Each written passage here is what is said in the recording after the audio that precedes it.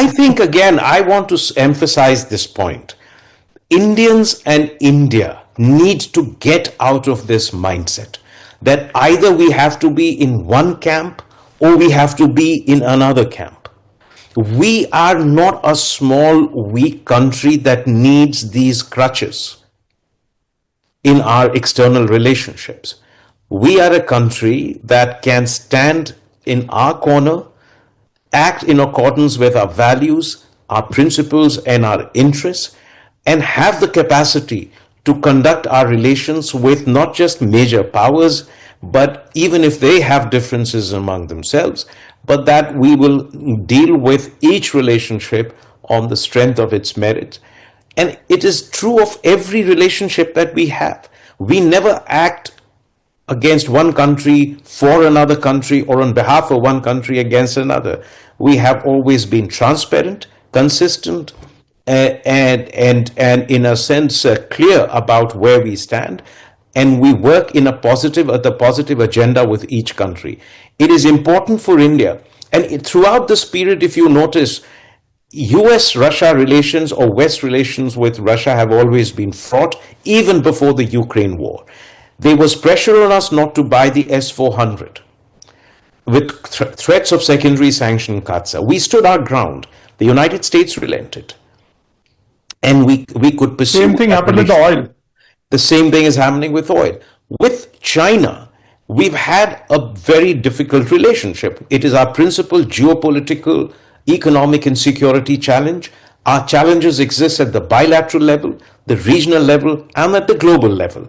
But it is also a country that is our largest neighbor. It is a major power. It is an industrial powerhouse. It is a technological leader in the industries of the 21st century. It has made inroads in our neighborhood.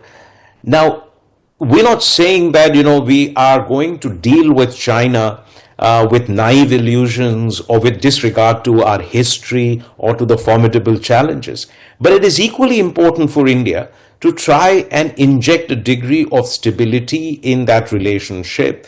You cannot live in a state of heightened tension and active conflict with a major neighbor, that is China, and that we must try to ensure peace and stability and tranquility along the border, stability in our relationship, and look for opportunities to expand cooperation in a meaningful manner or mutually beneficial manner, which serves our largest objective, the most important objective of national economic transformation and achieving the status of Viksit Bharat in 2047. But we do this aware of the challenges. But this will continue to a path that we will pursue. Russia relationship will remain and has always been a time-tested and a steadfast partnership. And we will continue on the path of this rapid transformation we've had with the United States. And I must tell you that over the past 25 years, and I've dealt with the United States for a better part of my career in the service, we've had many challenges, sometimes very difficult ones, but our two countries have always found a way to navigate through these challenges because we recognize that this is a unique partnership. It is not that we are allies, but we are aligned. And that there is a larger purpose of mutual economic and security benefits, and that working together we can advance a larger international order that is our shared interests. Cautious, but it is, again, I would say cautious, but remain positive, open, flexible.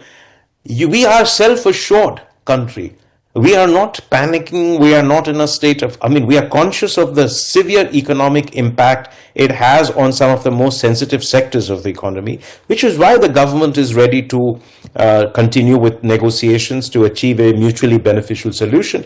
Having said this, if we come back to a normal relationship with the United States and continue, being the friends that we have, partners that we have been, it doesn't mean once again that we have again forgotten about Russia or that we will not try to normalize our relations with China.